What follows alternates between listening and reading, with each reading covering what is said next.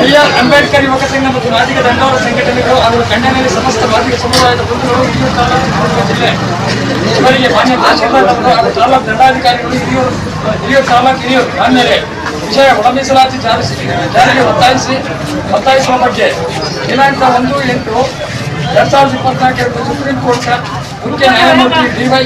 ಚಂದ್ರಚೂಡ್ ನೇತೃತ್ವದ 7 ನ್ಯಾಯಾಧೀಶರನ್ನು ಒಳಗೊಂಡ ಸಂವಿಧಾನ ಪೀಠವು ಪರಿಶಿಷ್ಟ ಜಾತಿಗಳಲ್ಲಿ ಒಳ ಮೀಸಲಾತಿ ಸಂವಿಧಾನ ಬದ್ಧವೆಂದು ಒಪ್ಪಿಗೆ ನೀಡಿ ರಾಜ್ಯ ಸರ್ಕಾರಗಳಿಗೆ ಒಳ ಮೀಸಲಾತಿ ಜಾರಿ ಮಾಡಲು ಅಧಿಕಾರವಿದೆ ಎಂದು ಐಸಿಆರ್ಗೆ ತೀರ್ಪು ನೀಡಿತು.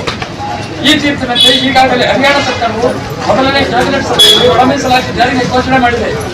ಕರ್ನಾಟಕ ರಾಜ್ಯದಲ್ಲಿ ಚುನಾವಣೆಗೂ ಮುನ್ನ ಕಾಂಗ್ರೆಸ್ ಪಕ್ಷವು ಚುನಾವಣಾ ಪ್ರಣಾಳಿಕೆಯಲ್ಲಿ ಅಧಿಕಾರ ಬಂದ ತಕ್ಷಣವೇ ಒಳ ಮೀಸಲಾತಿ ಜಾರಿ ಮಾಡುವುದಾಗಿ ಹೇಳಿಕೊಂಡಿದ್ದಲ್ಲದೆ ಚಿತ್ರದುರ್ಗದಲ್ಲಿ ನಡೆದ SC/ST ಸಮಾವೇಶದಲ್ಲಿ 6ನೇ ಗ್ಯಾರಂಟಿಯಾಗಿ ಒಳ ಮೀಸಲಾತಿ ಜಾರಿ ಘೋಷಣೆ ಮಾಡಿತ್ತು.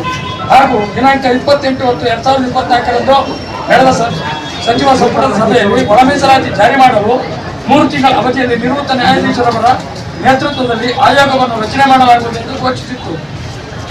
ಆದರೆ ಸರ್ಕಾರ ಇಲ್ಲಿಯವರೆಗೆ ಯಾವುದೇ ನ್ಯಾಯಾಧೀಶರ ನೇಮಕಾತಿಯನ್ನು ಮಾಡದೆ ಕಾಲಹರಣ ಮಾಡುತ್ತಿರುವುದು ಖಂಡನೀಯ.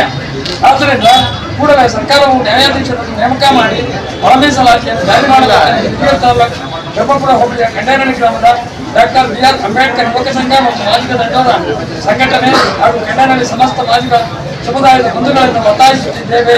ಜೈ ಮಾದಿಗ, ಜೈ ಮಾದಿಗ, ಜೈ ಮಾದಿಗ. ಜಾರಿಯಾಗಲಿ, ಜಾರಿಯಾಗಲಿ, ಜಾರಿಯಾಗಲಿ, ಜಾರಿಯಾಗಲಿ, ಜಾರಿಯಾಗಲಿ, ಜಾರಿಯಾಗಲಿ.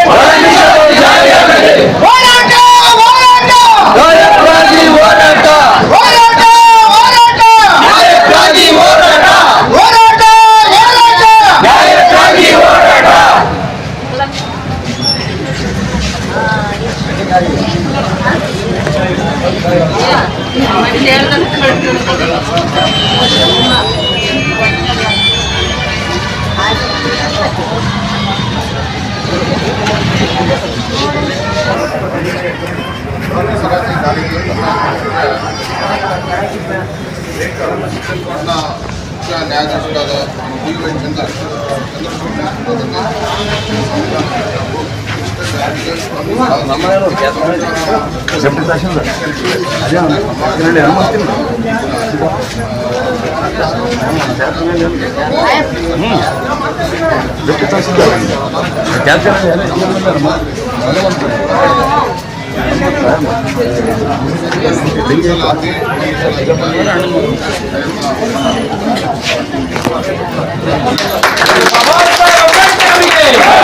ಬಾಬಾ ಸಾಹೇಬ್ ಅಂಬೇಡ್ಕರ್ ಅವರಿಗೆ, ಬಾಬಾ ಸಾಹೇಬ್ ಅಂಬೇಡ್ಕರ್ ಅವರಿಗೆ.